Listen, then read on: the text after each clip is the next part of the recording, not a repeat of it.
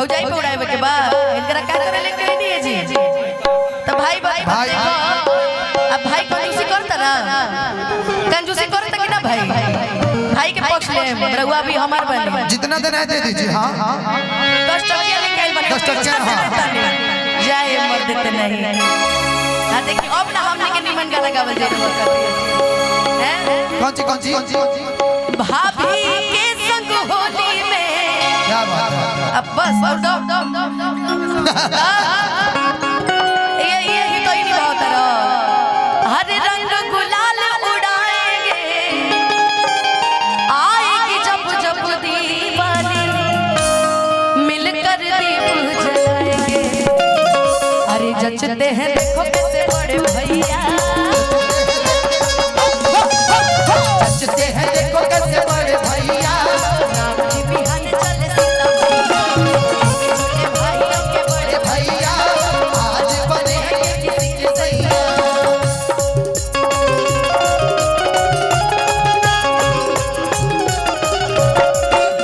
ओ मैंने प्यार करती है सच मुझे वो मरती है कि वो मैं प्यार करती है सच मुझे वो मरती है।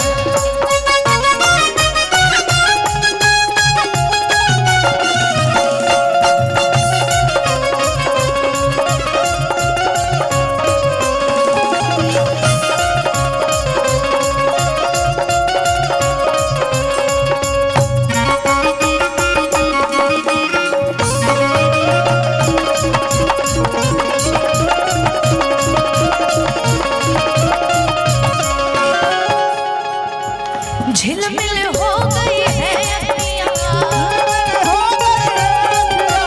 याद आई बचपन की घड़ियाँ, नए सफर में लग जाएगी प्यार की इनको हथकड़ियाँ। हेलो चुनरी की कर देगी छैया, चुनरी की कर देगी छैया, आएगी बन के पुरवैया।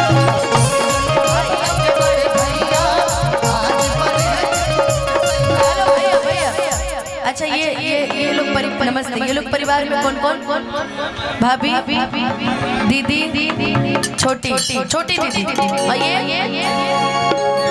मौसियों जी में ना। देखिए ये होता है परिवार। खुश रहो बबुआ। अच्छा पैसा भी नहीं रखा। अच्छा हम तो कहीं पैर वेर छुए तरह, लेकिन चली भैया के बियाह में सब चले सबके ऊपर प्रेम आशीर्वाद पावे खातिर जा हमनी के सब कलाकार आई बनी। बिल्कुल अधनंद जी रहुआ कुछ बोल सकता नहीं। देखिए दीदी बड़ी यहाँ के दूल्हे राजा के नजर उतारता नहीं। अब रहुआ दुल्हन के नजर उतरनी है कि ना? हम तो कहानी रहुआ उतरले हो बहुत सुंदर। नहीं वही गाना गाते चल एक बार फिर गाते चल कि आज मिथिला नगरी या निहाल सखिया। सी है किसी शार्प है, सी है सी लगाओ सी।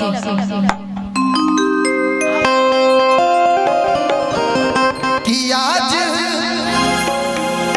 अरे मिथिला नगरी या निहाल सखिया कि चारू दूल्हा में बड़का कमाल सखिया।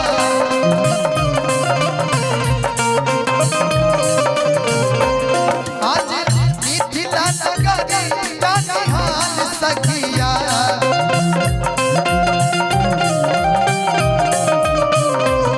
आज मिथिला नगरी या निहाल सखिया।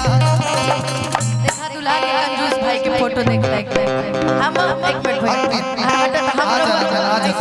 हम लोग आगे हने होकर तो बबुआ हम लोग संग जरूर फोटो खिंचाए में याद करेंगे। ओके सर थैंक यू।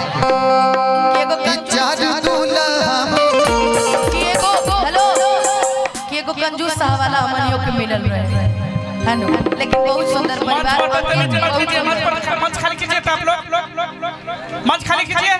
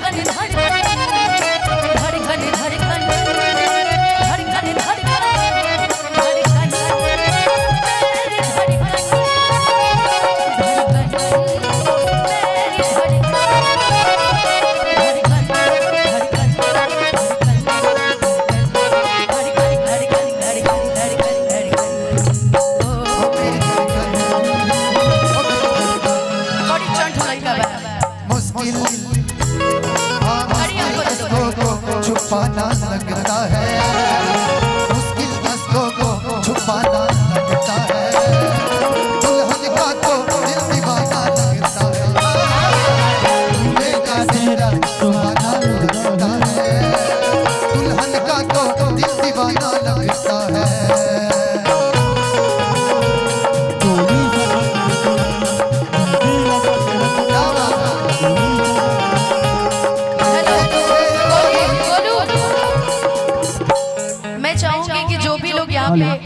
आशीर्वाद दे रहे हैं कलाकारों को, उनके हाथ में दे, बिल्कुल हाथ में दीजिए। अच्छा पैर में पड़ रहा है और बार बार लोग अंदर ही अंदर जा रहे हैं, तो हाथ में दीजिए, वो ज्यादा बेहतर। लेने तुझे गोरी आएंगे तेरे सजना,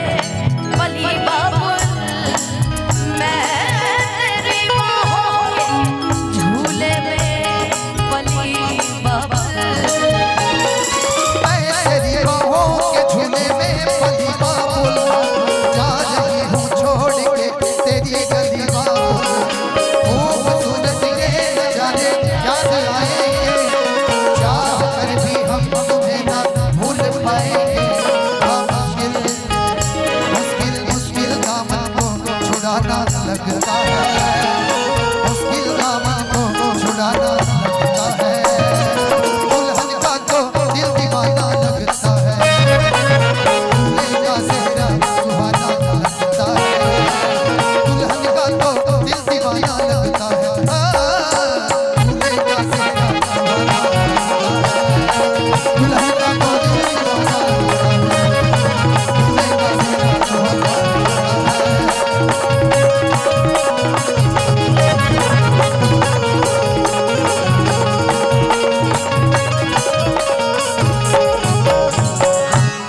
कर दीजिए। तने रुकता रउआ रउआ दुल्हा के होई भाई इने आई तो